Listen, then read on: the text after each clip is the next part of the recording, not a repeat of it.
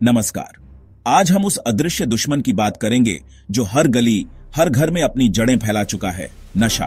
भारत, जो अपनी युवा शक्ति पर गर्व करता है, आज उसी युवा शक्ति को खोखला करने वाले ड्रग साम्राज्य की चपेट में है। भारत में 10 करोड़ से ज्यादा लोग किसी न किसी नशे के आदी हैं। यह ऑस्ट्रेलिया की आबादी से 4 गुना ज्यादा है। यह समस्या अब सिर्फ पंजाब तक सीमित नहीं, बल्कि दिल्ली, मुंबई, बेंगलुरु से लेकर छोटे कस्बों और गांवों तक फैल चुकी है। हर साल हजारों करोड़ रुपए का ड्रग्स पकड़ा जाता है, लेकिन असली कारोबार तो छुपा हुआ है। यह सिर्फ कुछ पैडलर्स की कहानी नहीं, बल्कि अंतरराष्ट्रीय सिंडिकेट, आतंकवादियों और सफेदपोश अपराधियों के नेटवर्क की कहानी है। कुछ लोग हमारे युवाओं की नसों में जहर घोलकर अपनी तिजोरियां भर रहे हैं। यह लड़ाई सिर्फ पुलिस या एजेंसियों की नहीं, हम सबकी है। समाज, अर्थव्यवस्था और भविष्य दांव पर है।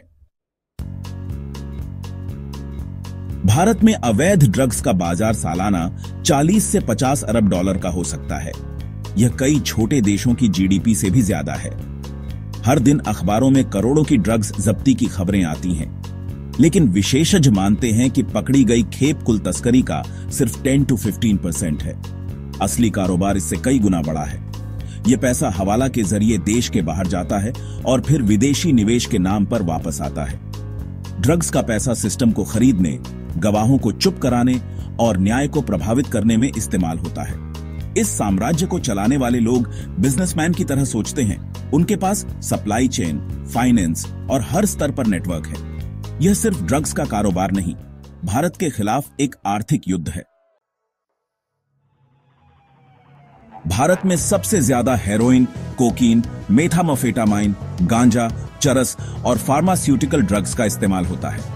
हेरोइन अफगानिस्तान और म्यांमार से तस्करी युवाओं को शारीरिक और मानसिक रूप से तबाह करती है। कोकीन, पहले अमीरों की पार्टी ड्रग, अब मध्य वर्ग तक पहुंच रही है। असर खत्म होते ही डिप्रेशन। मेथाम्फेटामाइन और आइस फैक्ट्रियों में बनते हैं, पकड़ना मुश्किल, दिमाग पर बुरा असर। गांजा और चरस सबसे ज्यादा इस्तेमाल, लंबे समय तक सेवन से गंभीर मानसिक बीमारियां। फार्मास्यूटिकल ड्रग्स, खांसी के सिरप, दर्द निवारक गोलियां खुलेआम बिक रही हैं। सिंथेटिक ड्रग्स की नई लहर, म्याऊ म्याऊ जैसे केमिकल ड्रग्स, कानून की पकड़ से बचने के लिए लगातार नए फॉर्मूले। ड्रग्स तस्करी के लिए जमीन, समंदर और हवा तीनों रास्तों का इस्तेमाल होता है। भारत गोल्डन क्रिसेंट और गोल्डन ट्रायंगल के बीच है, जिससे यह तस्करों के लिए पसंदीदा ट्रांजिट पॉइंट बन गया है। पाकिस्तान और अफगानिस्तान से हेरोइन की तस्करी के लिए पंजाब और राजस्थान की सीमा, ड्रोन और सुरंगों का इस्तेमाल। नेपाल से खुली सीमा, गांजा और चरस की तस्करी। सबसे ज्यादा ड्रग्स समुद्री रास्ते से, गुजरात और महाराष्ट्र के बंदरगाह, नावों और कंटेनर जहाजों में छिपाकर। हवाई रास्ता, कोकीन जैसी महंगी ड्रग्स के लिए क्यूरियर सर्विस और ड्रग म्यूल्स का इस्तेमाल। यह नेटवर्क इतना जटिल है कि एक रास्ता बंद हो तो तस्कर दूसरा खोज लेते हैं, इसलिए समन्वित कार्रवाई जरूरी है। ड्रग्स का कारोबार आतंकवाद और देश की सुरक्षा से भी जुड़ा है। नार्को टेररिज्म, अफगानिस्तान में तालिबान अफीम की खेती से पैसा कमाता है, जिससे हथियार खरीदकर भारत के खिलाफ आतंकी गुटों को मदद मिलती है। पाकिस्तान की आईएसआई ड्रग्स भेजकर भारत के युवाओं को बर्बाद करती है और उसी पैसे से आतंकवाद को फंडिंग। हवाला नेटवर्क, बिना लिखा पढ़ी के करोड़ों रुपए ट्रांसफर एजेंसियां ट्रैक नहीं कर पाती। Money laundering, real estate, film industry, shell कंपनियों के जरिए काले धन को सफेद बनाना। यह पैसा धीरे धीरे पूरे सिस्टम को खोखला कर रहा है।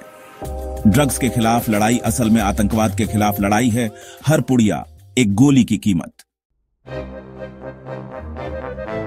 एजेंसियां हर साल हजारों करोड़ की ड्रग्स जब्त करती हैं, लेकिन असली सरगना अक्सर बच निकलते हैं। कानून के हाथ छोटे पैडलर्स तक ही पहुंच पाते हैं। बड़े अपराधी पर्दे के पीछे रहते हैं। सबूतों का अभाव, डार्क वेब, एनक्रिप्टेड एप्स, हवाला और क्रिप्टोकरेंसी से ट्रैकिंग मुश्किल। पैडलर पकड़ा जाता है तो वह ऊपर के 1-2 लोगों का ही नाम जानता है। भ्रष्टाचार, कुछ अधिकारी तस्करों से मिल जाते हैं, कार्रवाई की सूचना पहले ही दे देते हैं।